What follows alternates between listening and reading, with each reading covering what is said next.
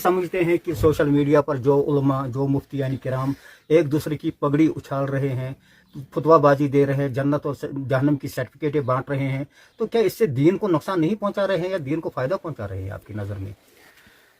आपने बर वक्त ये सवाल पूछा, क्योंकि आज जो माहौल मेरे नज़रों के सामने है, मैं आपको इस सवाल पर मुबारकबादी भी अपने दिल की अथाह गहराइयों से करूंगा। वो ये है कि जम्मू कश्मीर के लोग ये देखते हैं कि हर महल्ले में तंजीमी मसाजिदें बनी हुई हैं। अगर कहीं पे अहले हदीस की मस्जिद है, वहाँ मुअज्जिन भी अहले हदीस होगा, वहाँ पंज वक्त नमाज पढ़ाने वाला भी अहले हदीस ही होगा, वहाँ जुमा खताब करने वाला भी अहले हदीस ही होगा, और वहाँ इंतज़ाम और इंसराम चलाने वाला भी अहले हदीस होगा। ये उम्मत से बिल्कुल कट जाता है। ये उम्मत की मस्जिद फिर नहीं रहती है, ये एक फिरके की मस्जिद रहती है। यही मामला हर एक मस्जिद के तंजीम परस्तों की मस्जिदों का हाल है।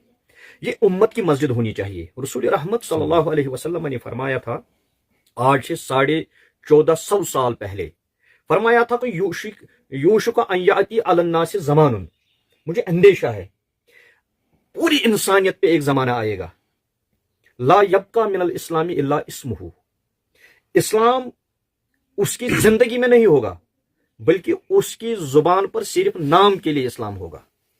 ला यबका मिनल कुरान इल्ला रस्मुहु, कुरान समाज पे, सोशल लाइफ पे इंप्लीमेंट नहीं होगा बल्कि वो रस्मुल खत, बेहतरीन रस्मुल खत में घर में मौजूद होगा।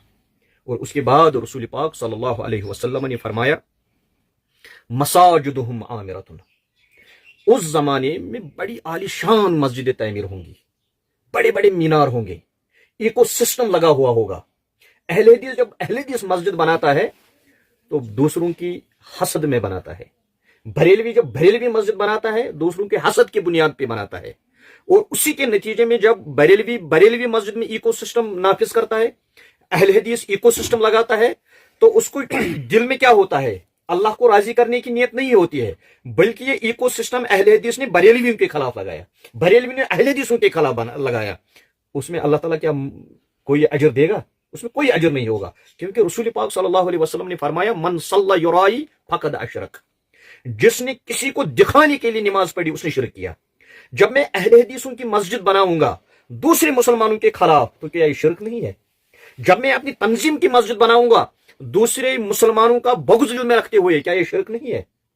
नबी पाक सल्लल्लाहु अलैहि वसल्लम फरमाया, मसाजिदुहुम आमिरतुन, मस्जिदें तो आलिशान बनेंगी, बड़ी बड़ी मस्जिदें बनेंगी, रंग रोगन होगा, ईरानी कालीन होंगी, ईरानी कालीन में खुद अपने जुबान से कहता हूं, बड़े बड़े कालीन होंगे, अच्छे कालीन होंगे, और इसमें इकोसिस्टम भी होगा, मगर वही खराबी मिनल हुदा। रसूलुल्लाह सल्लल्लाहु अलैहि वसल्लम ने फरमाया, इसमें लोगों के लिए वहां उन मस्जिदों में जो मस्जिदें तंजीमों के नाम पर बनती हैं, उन मस्जिदों में उनके लिए हिदायत का सामान नहीं होगा, बल्कि मसाजिदुहुम आमिरतुन वही खराबी मिनल हुदा, ये आलीशान मस्जिदें होंगे मगर वहां हिदायत नहीं होगी।